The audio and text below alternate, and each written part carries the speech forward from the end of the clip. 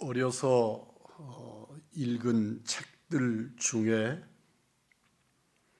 당시에는 참 재미없고 이해도 안 되고 줄거리도 잘 잡히지 않던 책들이었습니다. 제 위로 형들이 저희에게 책을 이렇게 던져주고 읽고 줄거리를 요약하라고. 저는 어려서 학교 선생님보다 형들이 훨씬 더 무섭고 형들이 어려웠습니다. 형들에게 책 읽은 결과를 전해주기 위해서 요약하는 글을 써야 했고,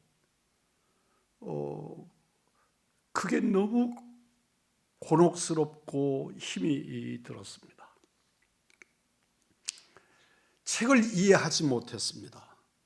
그리고 그 책은 참 재미없는 책들이었습니다. 세월이 지나가면서 그 책의 내용들이 되살아나고 또 그 책에 의미하는 바가 오늘 우리들에게 큰 교훈으로 우리의 삶을 지배하는 것을 경험합니다. 그 중에 한 권이, 한 책이 세르반테스가 지은 돈키호테라고 하는 책입니다. 또 하나는 까뮤가 지은 시지푸스의 신화라고 하는 책입니다. 아시는 바처럼 돈키호테가 쓴,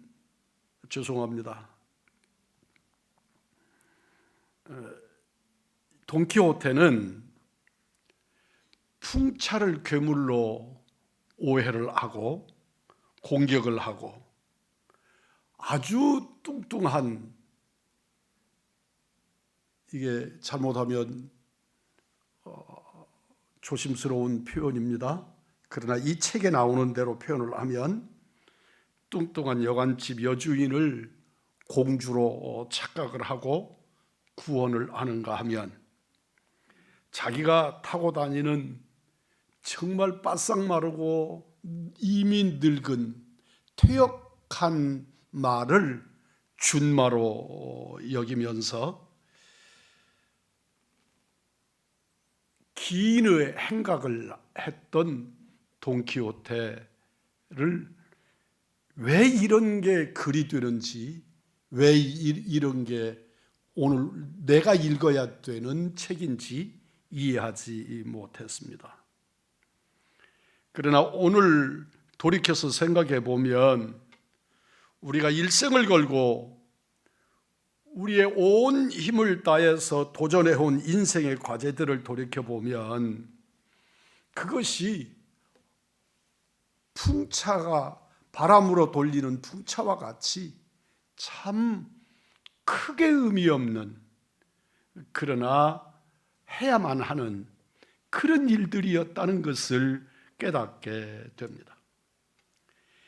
또 지칠 줄 모르는 준마로 간주했던 내 육체가 어느 날 신음하고 헐떡이는 모습을 보면서 돈키호테의 이야기가 남의 이야기가 아니고 그 일이 그저 이야기 속에, 책 속의 이야기만이 아니라는 것을 깨닫습니다.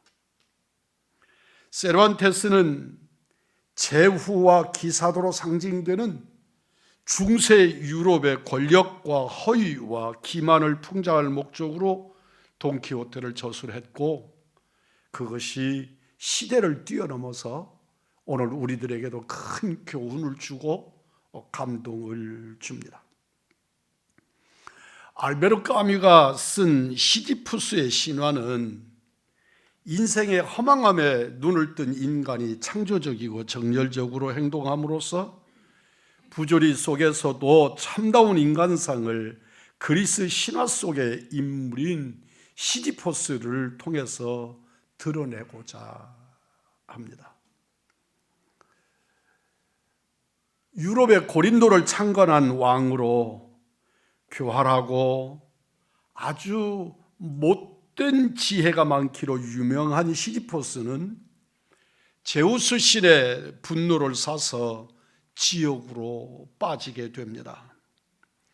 지옥의 신 하데스를 속이고 장수를 누리지만 그 벌로 나중에 지옥에서 무거운 바위를 산 정상으로 밀어 올리는 영원한 형벌을 받습니다. 끊임없이 감당할 수 없는 바위 덩어리를 산 정상으로 밀어 올립니다. 그런데 그 산 정상에 다 올렸다고 생각하는 순간에 바위돌은 다시 굴러서 원상으로 되돌아가 버리고 말지요. 그러나 시지푸스는 멈추지 못하고 다시 그 바위를 밀고 끌고 정상으로 올라가지만 끝까지 정상 위에 올려놓지 못합니다. 까뮈는 이 성공할 수 없는 부조리한 시지푸스의 실존에서 인생의 부조리한 모습을 발견한 것입니다. 오늘날 우리가 인생을 살며 경험하는 온갖 갈등의 근저에는 바로 이런 권력의 충동이 숨겨져 있습니다. 우리가 가정에서 경험하는 부부의 갈등, 부모와 자식의 갈등, 고부 갈등, 형제 갈등도 누가 더 우월한 자리를 차지할 것인가 하는 권력 갈등의 현상들을 말하는데 이들이 있습니다. 그리고 오늘 우리 사회에서 첨예하게 대립하는 노사 간의 갈등, 여야 갈등, 계층의 갈등, 남북 이념의 갈등, 지역 갈등 모두가 권력의 갈등이 아닌 것이 없습니다. 우리 예수님의 제자들에게도 이런 갈등이 있었습니다. 주께서 십자가를 지시기 얼마 전에 제자들 사이에 누가 더 큰 자인가의 다툼이 일어났습니다. 본문 마가복음에서는 제자 중 야고보와 요한 형제가 서로 주의 나라가 이 땅에 완성되어질 때 좌우편에 앉게 해달라는 청탁으로 제자들 간에 갈등이 빚어졌음을 소개하고 있습니다. 이때 예수님은 본문을 통해 제자들이 갈등을 넘어서서 섬김의 삶을 살 것을 가르치시고 교훈하시면서 세상은 그리고 이 땅의 존재는 누가 더 큰 자가 될 것이냐이지만 그리스도 안에서의 공동체는 섬기는 자의 것이라고 교훈하고 계십니다. 제자들의 공동체가 섬김 공동체가 되어야 할 것을 교훈하시는 것입니다. 우리는 왜 세상의 일반인들과 다르게 권력 추구가 아니라 섬김의 삶을 살아야 하는가? 오늘 성경은 우리에게 아주 깊은 교훈을 던집니다. 오늘 본문의 결론적인 교훈은 45절에서 예수님께서는 인자에 온 것은 섬김을 받으려 함이 아니라 도리어 섬기려 하고 자기 목숨을 많은 사람의 대속물로 주려 함이니라 말씀하십니다. 주님은 섬김을 목적으로 이 땅에 오셨고 그 섬김의 절정으로 당신의 생명까지 당신의 목숨을 십자가에 내어주실 것을 오늘 본문에서 말씀하고 계십니다. 그리고 예수님은 십자가에 죽으시기 그 바로 전날 밤에 다락방에서 손수 제자들의 발을 씻기시는 모범을 실천해 보이심으로써 섬김의 교훈이 어떻게 실천될 수 있는지를 우리에게 보여주셨습니다. 하나님의 아들이시고 제자들의 주인과 스승으로서 제자들에게 발을 씻김 받으셔야 충만한 예수님이 오히려 제자들 앞에서 머리를 숙이시고 무릎을 꿇고 수건을 들고 친히 제자들의 발을 씻기셨습니다. 예수님께서 제자들의 발을 씻기신 후에 요한복음 13장 14절로 15절에서 이렇게 말씀하십니다. 내가 주와 또는 선생이 되어 너희 발을 씻었으니 너희도 서로 발을 씻어주는 것이 옳으니라. 내가 너희에게 행한 것 같이 내가 너희에게 행한 것 같이 너희도 행하게 하려 하여 내가 본을 보였다고 말씀하십니다. 우리는 교회의 머리가 예수 그리스도 되심을 고백합니다. 지체된 우리는 마땅히 우리의 공동체의 머리 되신 주님의 명령과 본을 쫓아 살아야 합니다. 인류는 수많은 유형의 리더십을 실험한 후에 오늘의 시대에 와서야 비로소 가장 강력하지만 가장 건강한 리더십이 섬김의 리더십이라고 정의하기에 이르렀습니다. 1977년 그리스도인인 로버트 그린리프라고 하는 사람이 저술한 종의 리더십이 무사람들에게 주목을 받기 시작을 하다가 1996년 섬기는 지도자 되기라고 하는 책이 세계적 관심을 불러일으키고 베스트셀러가 되면서 오늘날 전 세계, 대한민국만이 아니고 전 세계의 100대 기업 중에 절반 정도의 사원들이 훈련 과정 속에 종의 리더십을 배우고 가르치기에 이르렀다고 전해집니다. 그러나 이미 우리 예수님은 2000년 전에 이 섬김의 리더십을 가르치셨고 본을 보이셨고 우리에게 교훈해 주셨습니다. 우리가 섬김의 삶을 살아야 할 이유는 주께서 친히 명하시고 모범을 보이시고 그리고 섬김으로 리더십을 보여주셨기 때문입니다. 오늘 본문 42절과 43절에서 예수님은 이 세상에 존재하는 세속적 리더십 혹은 권력지향적 리더십과 주님의 새로운 섬김의 리더십을 이렇게 차별화시키고 계십니다. 42절입니다. 예수께서 불러다가 이르시되 이방인의 집권자들이 그들을 임으로 주관하고 그 고관들이 그들에게 권세를 부리는 줄을 너희가 알거니와. 42절에서 주관한다고 하는 말을 표준어 세번역 성경에서는 권세를 부린다, 마구 내리누르고 권세를 부린다고 표현하고 있습니다. 세도를 부린다고도 번역하고 있습니다. 공동번역 성경에서는 백성을 강제로 지배하고 또 높은 사람들은 백성을 권력으로 내리누른다고 설명하고 있습니다. 우리는 세상의 리더십의 전형은 지배하고 내리눌러서 자신이 높아지려고 하는 리더십입니다. 그것은 낮은 곳에서 높은 곳으로 나가는 리더십이고, 하지만 우리 주님은 높은 곳에서 낮은 곳으로 내려오시고 더 낮아지시도록 섬기는 리더십이었습니다. 복음이 이 땅에 들어오기 전에 우리 조선 사회의 유교적 리더십이 바로 이런 계급지향적인 혹은 권력지향적인 문화를 만들어냈습니다. 그래서 한국인들은 어느 모임에서든지 누가 높은가를 결정해야 그 다음에 교제가 성립이 됩니다. 두 사람이 모여도 세 사람이 모여도 그 자리에서 서열을 정해야 합니다. 우리가 누군가를 만나면 제일 먼저 나이를 따지고 입사 연도를 따지고 학교 선후배를 가리고 배후에도 윗사람과 아랫사람을 구별하기 위한 숨겨진 권력 욕구들이 그곳에 숨어 있습니다.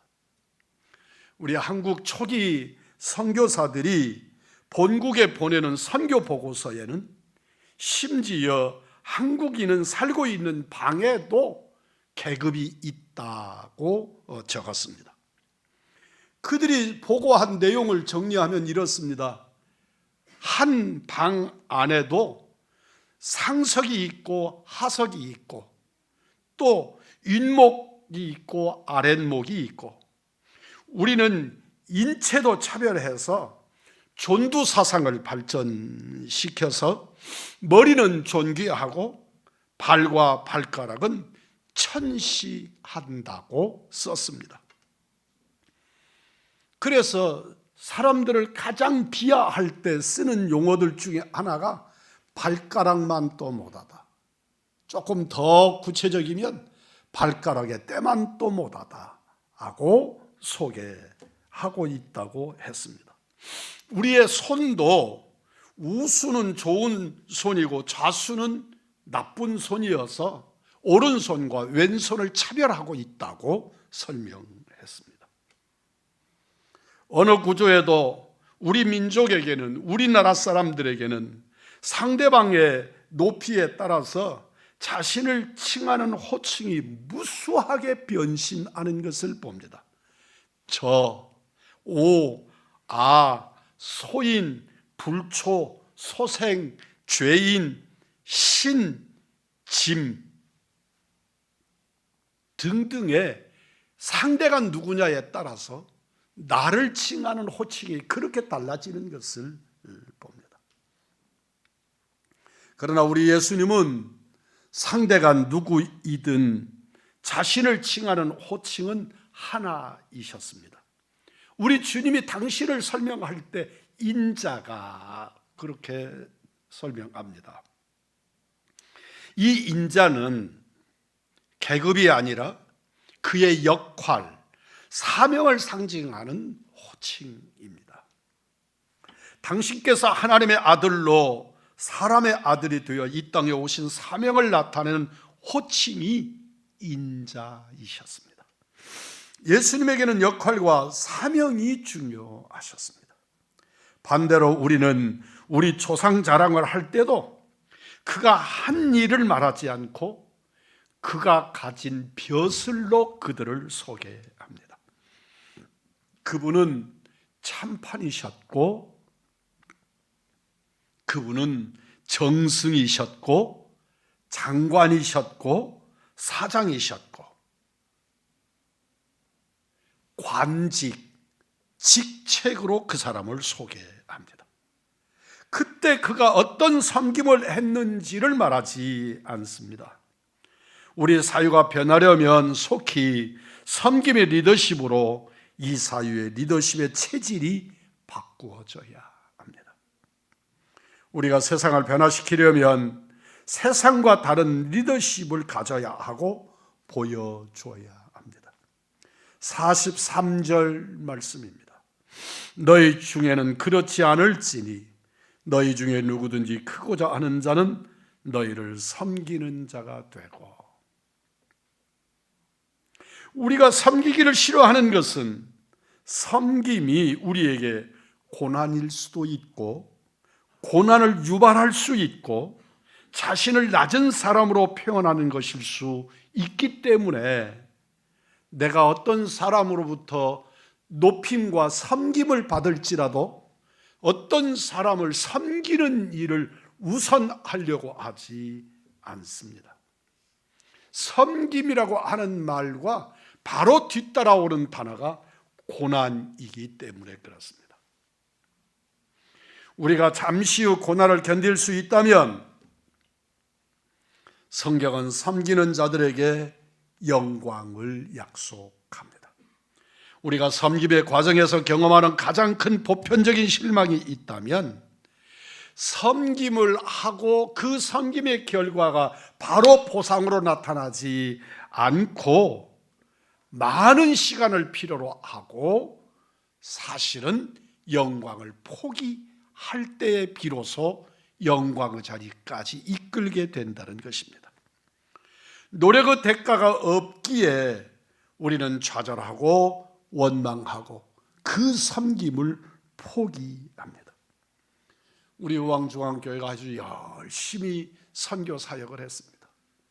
우리 의왕중앙교회처럼 조그마한 교회가 단독 선교사를 파송을 하고 얼마나 많이 노력을 하고 애를 썼는지 모릅니다. 그런데 그 선교사님을 15년 정도 섬겼더니 우리 성도들이 지칠 대로 지쳤습니다. 그래서 우리들의 성도들이 마음속에 어떤 생각이 드느냐면 언제까지 해야 하는데요? 라는 생각입니다. 이 일을 언제까지 해야 합니까? 이제는 끊임도 없고 결과도 보이지 않고 우리가 기대한 결과가 독특하게 무얼로 따로 있지도 않았지만 그럼에도 불구하고 우리는 그 15년 가까이 우리의 모든 힘을 다 쏟아서 섬기는 일들에 지쳐서 그 결과를 어느 때까지 유지할 수 있겠느냐고 마음속으로 지쳐있는 모습들을 목사는 아주 실감나게 경험하지 않을 수가 없었습니다. 섬김은 결과를 기대하지 않는 것이기 때문에 그럼에도 인간은 그 어떤 결과가 계속 충족되지 못하면 결국 섬김은 지치고 그 지침은 곧 하나님의 거룩한 사역, 섬김을 멈추게 만드는 결과를 가져오게 되는 것입니다. 노력의 대가가 없기에 우리는 좌절하고 원망하고 결국은 포기하기에 이릅니다. 그러나 오늘의 본문은 이런 약속된 영광을 분명하게 암시합니다. 40절입니다. 내 좌우편에 앉는 것은 나의 줄 것이 아니라 누구를 위하여 예비되었든지 그들이 얻을 것이니라.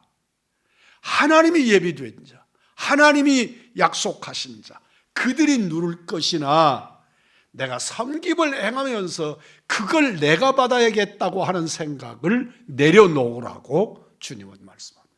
그가 너일 수 있지만 결코 그것을 네가 취하겠다는 생각을 내려놓으라고 요구하시는 것입니다. 보상을 예수님이 임으로 주기보다 스스로 섬김의 결과에 따라 아버지가 알아서 주실 것이라는 말씀입니다. 우리는 시바이처의 인생 속에서 테레사 수녀의 삶의 현장 속에서 섬김의 결과가 그 어떤 것의 보상이 아니라 하나님의 영광으로 드러나는 것이라는 것을 오늘 이 시간 우리 의왕중의 성도들은 깨닫기를 주의 이름으로 축복합니다. 우리는 섬기고 주 예수 그리스도의 이름으로 낮아질 때 그 결과가 무엇이 내게로 돌아오는 것을 기대하는 것은 진정한 성경적 섬김이 아니고 결국 그 모든 영광의 결과는 아버지의 뜻을 성취하고 아버지께 영광을 올려드리는 것으로 드러난다는 것을 우리 믿음의 식구들은 깊은 깨달음이 있기를 주의 이름으로 축복합니다. 보상을 예수님이 임으로 지금 이 현장에서 너에게는 무엇을 그렇게 주는 일보다 우리 아버지께서 아버지의 뜻에 따라 주께서 행하실 일이라는 것입니다. 그러므로 오히려 우리 주님은 우리를 향하여 묵묵히 고난을 견디고 섬기라는 말씀을 하십니다. 37절입니다. 여짜오되 주의 영광 중에서 우리를 하나는 주의 우편에 하나는 좌편에 앉게 하여 주옵소서. 영광의 자리를 보장해 달라는 말에 예수님은 그들이 먼저 마실 잔이 있다고 말씀하십니다. 제자들은 나는 그 잔을 충분히 마실 수 있습니다라고 대답하지만 그들은 그 잔의 내용이 무엇인지를 알지 못했습니다. 주님은 이어서 말씀합니다. 너희들이 혹 내 잔을 마실 수 있을지라도 너희들이 받을 것은 내가 주는 그 어떤 것이 아니라고 말씀합니다. 예수님께서 먼저 마신 십자가의 고난의 잔, 고난의 세례를 우리는 전제되어져야 주님께 영광을 올리고 섬김의 역사에 나를 드릴 수 있다고 말씀하시는 것입니다. 우리는 하나님을 섬깁니다. 그리고 사명을 감당합니다. 사랑하는 우리 의왕중학의 믿음의 성도 여러분, 결단코 이 땅에서 그 어떤 일의 결과를 보려고 하지 마십시오. 주님은 우리를 통하여서 아버지의 뜻을 드러내시고 성취하시고 아버지의 거룩을 선포하기를 원하시고, 우리는 우리 주 예수 그리스도의 십자가를 쫓아 주님이 가신 그 길을 쫓아감으로써 섬김으로 주님의 형상을 닮아가기를 기대하시는 것입니다. 우리 주님도 먼저 우리를 섬겨 주셨습니다. 고난을 기꺼이 감수하며 섬기신 후에 우리 예수님은 영광을 받으셨다고 말씀하십니다. 그러므로 하늘의 영광을 바라보는 자들마다 먼저 우리는 섬김부터, 섬김의 삶부터 주께 드려야 합니다. 고난을 받아야 한다는 말씀으로 통하기도 합니다. 섬김은 땀 흘림이요 희생이요 헌신입니다. 섬김의 신앙 공동체 우리 의왕중앙교회는 진실로 우리 주 예수 그리스도의 본을 쫓아 오늘도 섬기면서 하나님의 영광을 드러내고 그 영광의 열매를 내가 거두려 하지 아니하고 주께로 올려드릴 때 주님이 즐거워하시고 주님의 은총으로 우리 가운데 복이 되고 은총의 역사를 더하여 주실 줄 믿습니다. 그래도 우리가 섬겨야 할 이유는 고난 후에야 영광이 있다는 사실을 기억하시면서 오늘 우리 의왕중앙교회 본래의 모습을 생각하시고 우리 구주 예수 그리스도를 닮아 섬김의 신앙 공동체가 의왕중앙교회라는 사실을 잊지 말고 오늘 또 왜 나를 향하여 섬기고 추앙하고 존경하지 않느냐보다 먼저 섬기고자 헌신하시는, 섬김으로 그리스도의 형상을 일구시는 우리 의왕중앙교회 복된 성도들 되시기를 우리 구주 예수 그리스도의 이름으로 축복합니다.